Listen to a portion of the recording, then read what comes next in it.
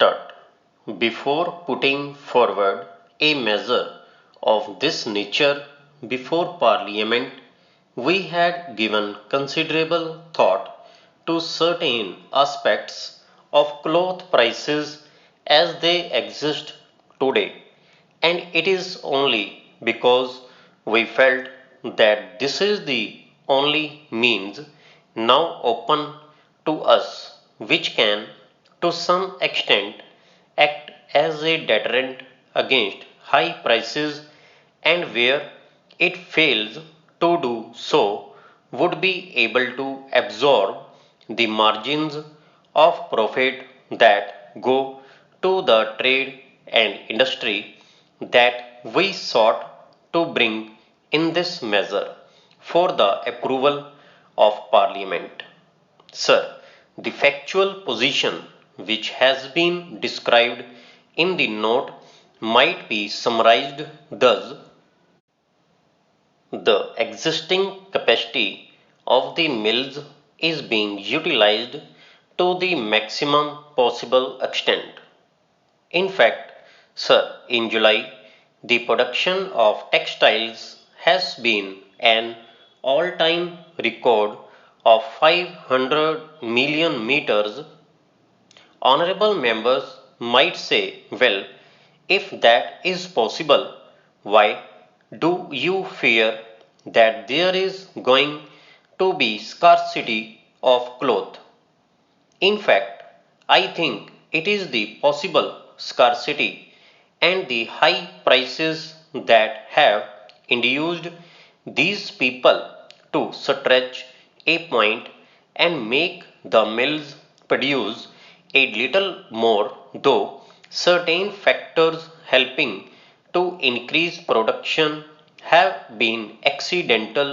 namely in July the working days have been the largest in number. The other fact is, sir, that we are not in a position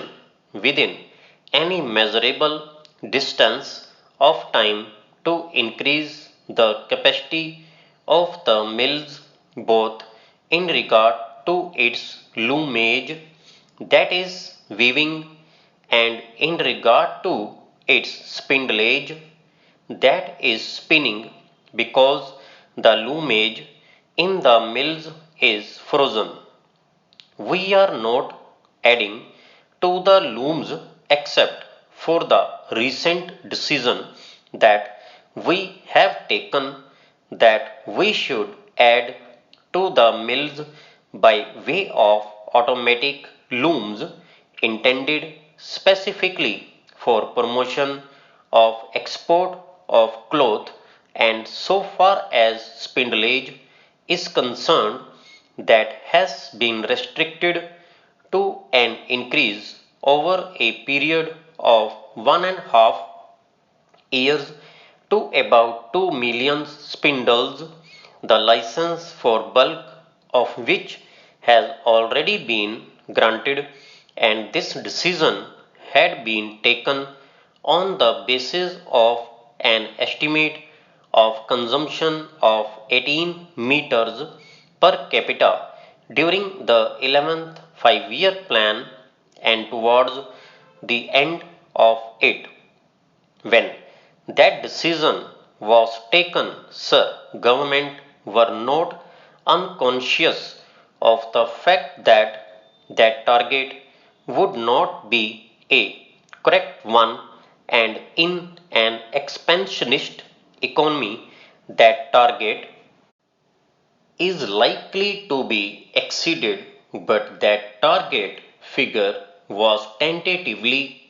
accepted mainly because it happened to coincide with the recommendation of a committee which inter alia dealt with the requirements of the people in regard to cloth, that is the Ramamurthy committee, and therefore, sir, if the guilt is laid at the doors of government, I will have to plead guilty, namely that we are not in a position to envisage the rapid expansion of consumption. The figures that I have furnished to honorable members will indicate that while the consumption figures per capita last year, that is for 2005, would be below 16 meters, there has been a rise during the first half. It is quite likely that unless the price factor, the scarcity factor, and other factors operate to diminish the total consumption, the rate of consumption might increase. Of course, there is undoubtedly a limiting factor because cloth has to come either by inhibiting exports or by an increase in production or by an increase in the handloom sector. And in these three cases, we have almost reached the maximum point where we can expect additions to the total cloth consumption. So, it is possible that cloth consumption might go up to 17 meters and is not likely to go beyond that merely because of the fact that cloth will not be there. Probably, if the cloth is available and if we allow people to consume the cloth freely, well, the consumption per capita might exceed 17 meters by the end of the year. But it is certainly indicative of the fact that in the first year of the plan, we have only got a margin of 1 meter per capita. We have also got to realize that the amount of money that is being pumped